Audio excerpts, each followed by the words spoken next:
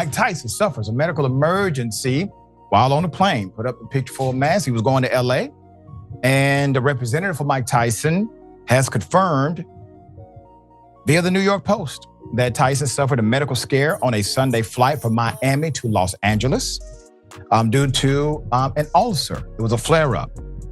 He's getting older, okay? It happens, causing nausea and dizziness. The rep went on to state that he was no-nonsense approach and genuine passion for fighting found himself grappling with the news in a recent episode of his widely popular podcast, The Joe Rogan Experience. The episode began with a somber air, a stark contrast to Rogan's usual energetic introduction. He addressed the elephant in the room right away. "All right, folks," he began, his voice noticeably lower than usual. "We've all heard the news about Mike. It's a damn shame, a real scare." Rogan, who has interviewed Tyson numerous times and considers him a friend, spoke with a mix of concern and disbelief. Boxing champion Mike Tyson had a brief medical scare earlier today during a cross-country flight from Miami to Los Angeles. According to TMZ, paramedics had to be called on board the United Airlines flight. The 57-year-old said he was in pain and felt dizzy and nauseous 30 minutes before the plane landed at LAX. A representative for Tyson says he experienced a flare-up from an ulcer but is now recovering. Tyson is in the middle of training for his July boxing match against YouTube star. He then delved into the details, piecing together the fragments of information available. Apparently, Mike had some kind of heart attack on a plane. The reports are still fuzzy, but it sounds like it was pretty serious.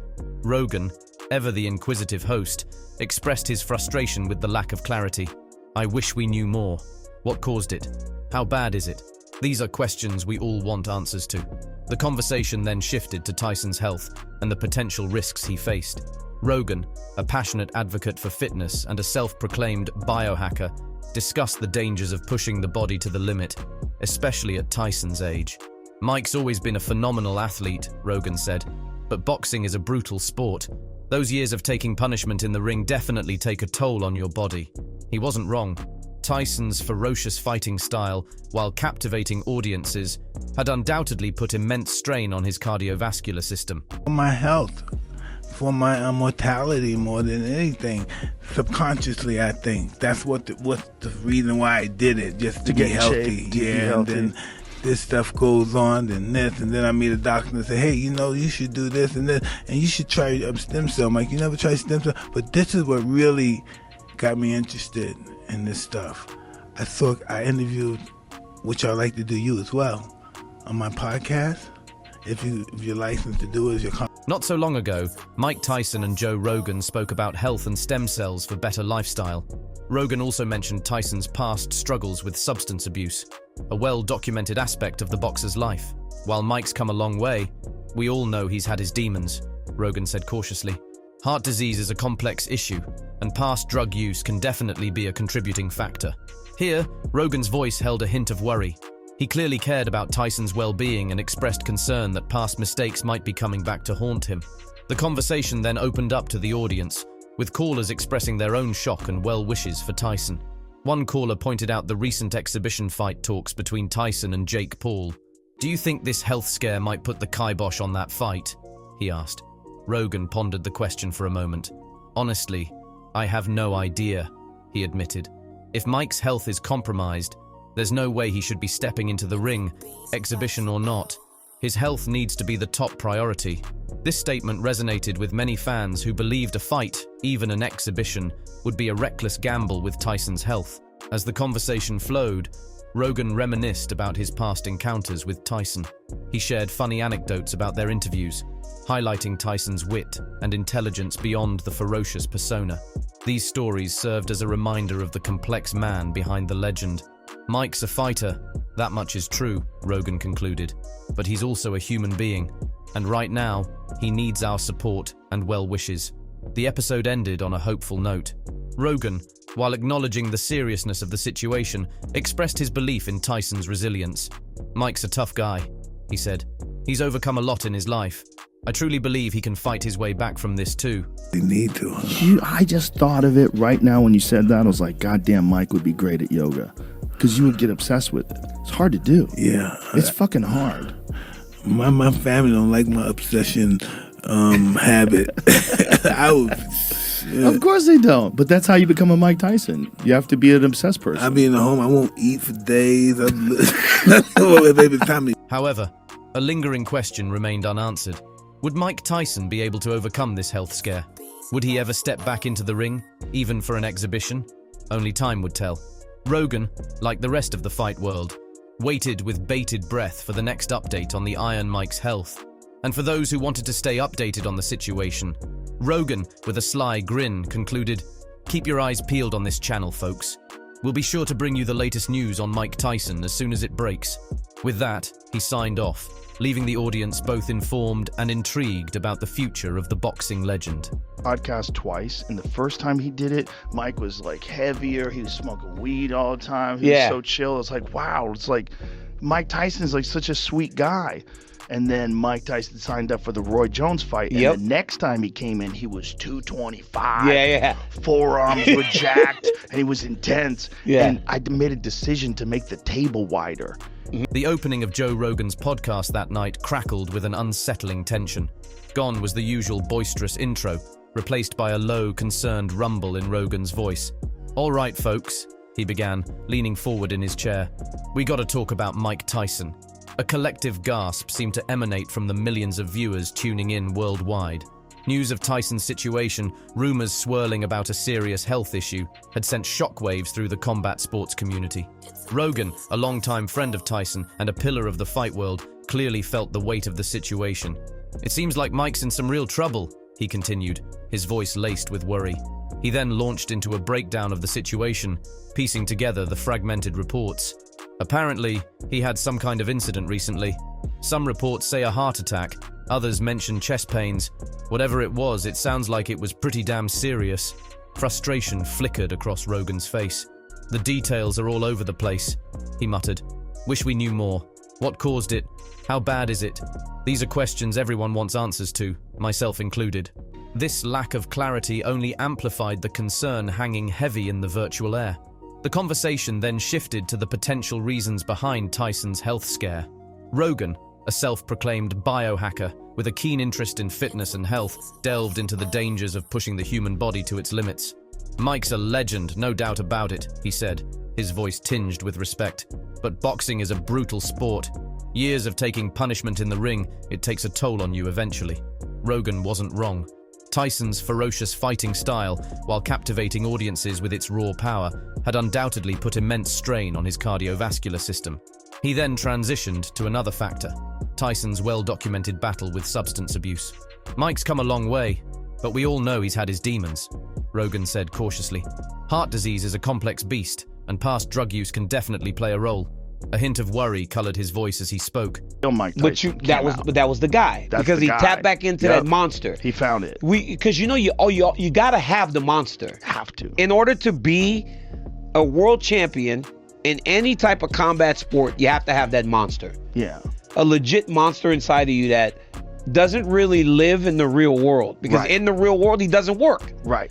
In the real world, if you can't put that monster away at times, you don't work in life. The conversation then opened up to the virtual audience. Callers flooded the lines, expressing their shock and well wishes for Tyson. One particular call stood out. "Joe, with this health scare, do you think that exhibition fight with Jake Paul is off the table?" The question hung in the air, a stark reminder of the fight talks that had been gaining momentum before the news broke. Rogan pondered the question for a moment, the furrow in his brow deepening. "Honestly, folks, I have no clue," he admitted finally. "But if Mike's health is in jeopardy, there's absolutely no way he should even consider stepping into the ring, exhibition or not. His health has to come first, period." This statement resonated with many fans who believed a fight, regardless of its format, would be an unnecessary risk for Tyson's well-being. Yeah. But that same monster, if you can control that motherfucker, then you're Mike Tyson. You're Mike Tyson. But then that's why, he would see him skirt the line, right? Yeah. When he's talking to the reporter, that is still one of the craziest things I've ever witnessed. When he was on the stage and the reporter said something and Mike started talking about, if we were in jail, I would do this. That's right. Oh my God. I'd fuck you till you love me. I'd fuck you till you love me. Joe, what? As the conversation continued, Rogan reminisced about his personal interactions with Tyson, sharing anecdotes that painted a picture beyond the ferocious boxing persona. He spoke of Tyson's intelligence, his wit, and the surprising depth he encountered during their interviews. These stories served as a humanizing touch, reminding the audience of the complex man behind the legend. "Mike's a fighter, that's for sure," Rogan concluded, his voice softening. "But he's also a human being, and right now, he needs all our support and positive vibes." This sentiment captured the collective mood of the audience. While the seriousness of the situation couldn't be ignored, there was a flicker of hope, a belief in Tyson's unwavering fighting spirit. "Mike's a tough guy," Rogan continued, a hopeful glint in his eye. "He's faced some demons in his life and come out stronger. I truly believe he can fight his way back from this too." The episode ended on a somber note, a stark contrast to the usual high-energy conclusion. Rogan acknowledged the uncertainty surrounding Tyson's future, but his final words offered a glimmer of optimism. "We don't know what the future holds for Mike," he said, looking directly into the camera. "But one thing's for sure, we'll be keeping a close eye on this situation. And as soon as we have any updates, you'll hear them right here first." It was when he was about to fight Lennox Lewis, Right. I believe, that Wasn't press there conference. like a brawl there was a before brawl. this? There was Did a brawl. someone get bit, or am I imagining that? I don't remember him getting bit. I remember him biting Evander's ear, and He they got definitely into bit a bit of a Evander's ear. fight. That was crazy. That was crazy. When were you there? No, I watched it on TV. Oh, I'm about to say that was crazy. That was crazy. He That was bit crazy. a chunk of his ear off. He couldn't beat him. Yeah. He couldn't beat him. Yeah. He was in a situation where he wasn't the man because he was so used to being the biggest, baddest mug in there. It's a cumulative over, I think, a period of like 10 years from the initial incident. So like, say if you have a really bad car accident, your brain will continue to deteriorate for 10 years from the effects of that accident. When a guy told me that, I was like, how do you know? And I don't know how they know. I don't remember. He kind of explained it. But I was like, wait, so you mean a guy who gets knocked out, we were at the fights when he was telling me this. So I'm like, you tell me a guy who gets knocked out today is going to feel... The news hit Joe Rogan's podcast like a perfectly timed uppercut. Mike Tyson, the Iron Mike himself, had pulled out of the much-hyped exhibition fight against Jake Paul. Rogan, a longtime friend of Tyson and a central figure in the combat sports world, found himself grappling with the news on his latest episode. Gone was the usual boisterous intro, replaced by a thoughtful silence as Rogan leaned back in his chair, a contemplative air etched on his face. "All right, folks," he began, his voice a low rumble. "We gotta talk about the elephant in the gym, Mike Tyson and the Jake Paul fight." A collective sigh seemed to emanate from the millions of viewers tuning in live. The fight, a spectacle that promised a clash of generations, had become a question mark, and Rogan, the voice of reason amidst the combat sports frenzy, was ready to dissect the situation. He launched into a breakdown of the news, piecing together the fragments of information. Mike announced he's withdrawing from the fight, citing health concerns, Rogan explained. He then delved deeper, his voice laced with a hint of concern. Now it's no secret Mike's had some health issues lately. That recent scare on the plane, the whispers about his heart, it all adds up. And if his health is on the line, then stepping into the ring, even for an exhibition, wouldn't be the smartest move. now. Like if they've got brain damage now, like as time goes on, it's going to be like Muhammad Ali was one of the weirder ones because he had developed a neurological disease. He developed Parkinson's. But there's trauma-induced Parkinson's. And a lot of people are trying to say, no, Ali got Parkinson's. It was a disease. Yeah, maybe. But you know who else has Parkinson's? Freddie Roach, the boxing coach. And he openly discusses the fact that it's trauma-induced. He got it from his long boxing career. Rogan, ever the advocate for fighter safety, took a moment to address the inherent dangers of the sport. "Listen, boxing is a brutal game," he said, his voice serious. "You take one too many punches, and your body starts talking back.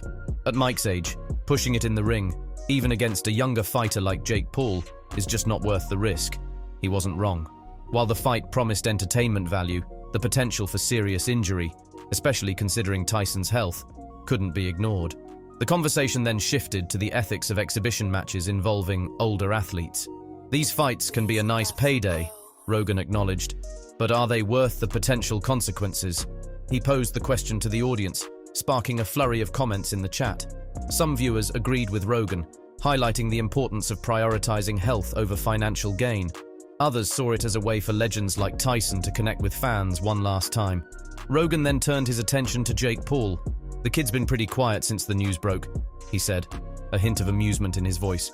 Paul, known for his flamboyant online persona, had been a vocal advocate for the fight, using it to generate massive buzz. His silence, however, spoke volumes. Maybe he understands Mike's decision, Rogan mused. Or maybe he's scrambling to find a new opponent. The conversation then delved into the broader fight landscape. Does this mean the end of these celebrity boxing matches? Rogan pondered. He pointed out that Tyson's withdrawal could potentially set a precedent, prompting other aging stars to prioritize their well-being over exhibition bouts.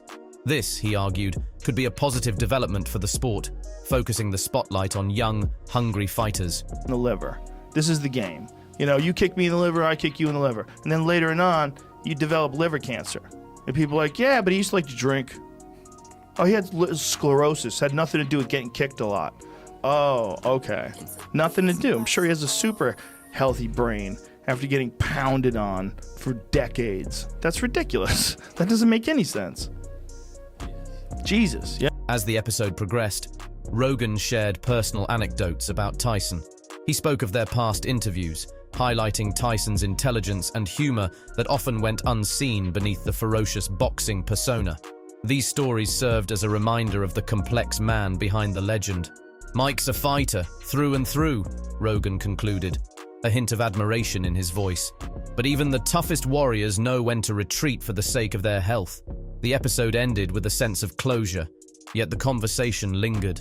Rogan, while acknowledging Tyson's decision, couldn't help but leave the door slightly ajar. Who knows, he said with a mischievous grin. Maybe down the line, if Mike's feeling healthy, he might consider stepping back into the ring for a real fight. But that's a story for another day.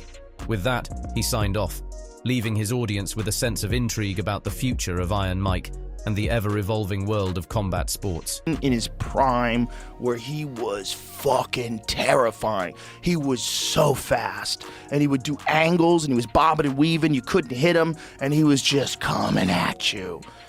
And he was young. He was 20 years old at the time. He couldn't be stopped. No one had the solution.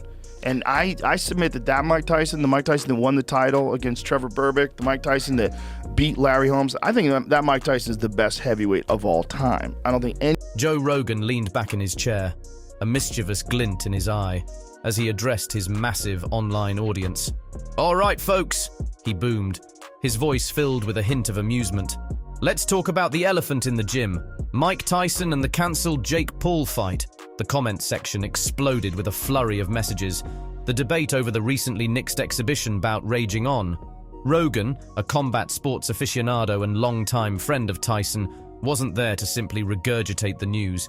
He delved deeper, his voice dropping to a conspiratorial whisper. Now, some folks might be thinking this is good news, he said, a playful jab at the naysayers who questioned the wisdom of the fight in the first place. But let me tell you something. If that fight had happened, it wouldn't have been pretty for Jake Paul. A collective gasp seemed to emanate from the millions of viewers tuning in.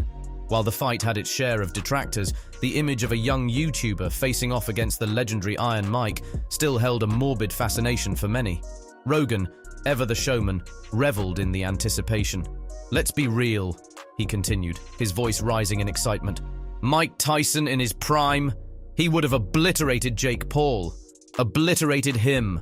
Rogan punctuated his statement with a series of emphatic hand gestures, his trademark enthusiasm on full display. He then launched into a detailed breakdown of what he believed would have happened in the ring. I like a Tyson. Is there another Tyson out there, or is it... They can always emerge. The combat sports always... So this is the beginning of the fight. Look, he's just moving forward. And Frazier's just trying to just bob and weave and find his openings, but... Mike never gives you any time, man. He never gives you any time. He's always right in front of you. And he's just measuring you. And it's just a matter of time before he catches you. And here it is. Bing! Look at this. Oh, wow. Oh, wow. Bro, he just put... Think about it, he said, his voice switching to a more analytical tone. Mike Tyson was a once-in-a-generation phenomenon. His power, his speed, his sheer ferocity, they were unmatched. He could knock you out with a single punch. And Jake Paul, well... Let's just say his boxing experience doesn't exactly scream Iron Mike. Rogan's voice held a hint of sarcasm as he acknowledged Paul's relatively short and unproven boxing career. He then addressed the argument that the fight was an exhibition, not a real bout. Exhibition or not, Rogan countered. You step into the ring with Mike Tyson. You're taking a risk. That man is a walking highlight reel of knockouts. Even a glancing blow from him can put you on your backside. Rogan's point resonated with many viewers, particularly those who remembered Tyson's reign of dominance in the heavyweight division. His ferocious fighting style and knockout power had cemented his place in boxing history. I maintain he's the greatest. Yeah. The greatest heavyweight ever. Like that Mike Tyson, those fights were, you wanted to see executions. You didn't think anybody was going to beat him. Everybody he fought looked like they were about to die when they were in that ring. I don't think we see this again, Joe. You never know. It can happen. Jake Paul's favored. He's a favorite, yeah. Well, he's 27 years old, and he's a really good boxer. The conversation then shifted to the ethics of the fight itself. Was it fair to put a young guy like Jake Paul in with someone like Tyson? Rogan posed the question, inviting his audience to participate in the debate.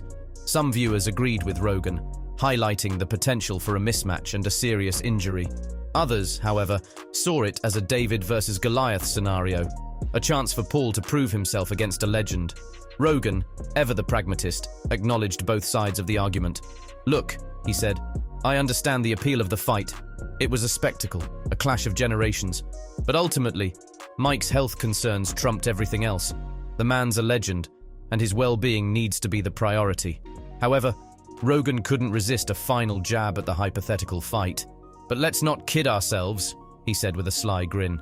"Part of me would have loved to see what would have happened if they did step into the ring. Just imagine the memes, the replays, the sheer chaos of it all." He chuckled, acknowledging the morbid fascination that surrounded the potential bout. As the episode progressed, Rogan shared personal stories about Tyson. He spoke of their conversations, highlighting Tyson's intelligence and wit, qualities often overshadowed by his intimidating persona. These stories served as a reminder of the complex man behind the legend. Is he a legitimate boxer? A legitimate boxer, yes. People mocked me when I was saying that before, but now I think people are coming around.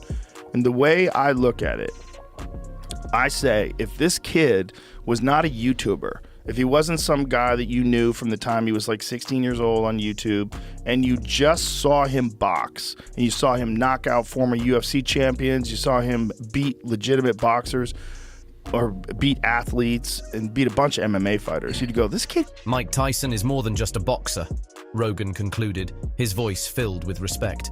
He's an icon, a cultural phenomenon. And while the fight with Jake Paul might not have happened, his legacy in the ring remains untarnished. The episode ended with a sense of closure, yet a lingering curiosity. Rogan, while acknowledging the cancelled fight and prioritizing Tyson's health, couldn't help but leave a final thought hanging in the air. "Who knows?" he said with a wink.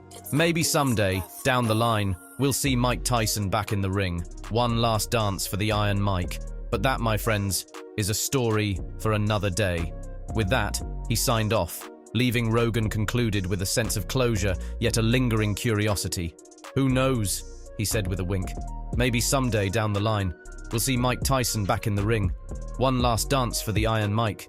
But that, my friends, is a story for another day." One in Atlantic City where it lasted one round? One round. Hey, let's watch it because it's one of my favorite fights to watch Tyson. Because it's Tyson in his prime where he was fucking terrifying. He was so fast. And he would do angles and he was bobbing and weaving. You couldn't hit him. And he was just coming at you. And he was young. He was 20 years old at the time. He couldn't be stopped. No one had the solution. And I submit that Mike Tyson, the Mike Tyson that won the title. With that, he leaned in and lowered his voice to a conspiratorial whisper. "If you want to stay in the loop on all things combat sports, make sure you smash that like button and subscribe to the channel.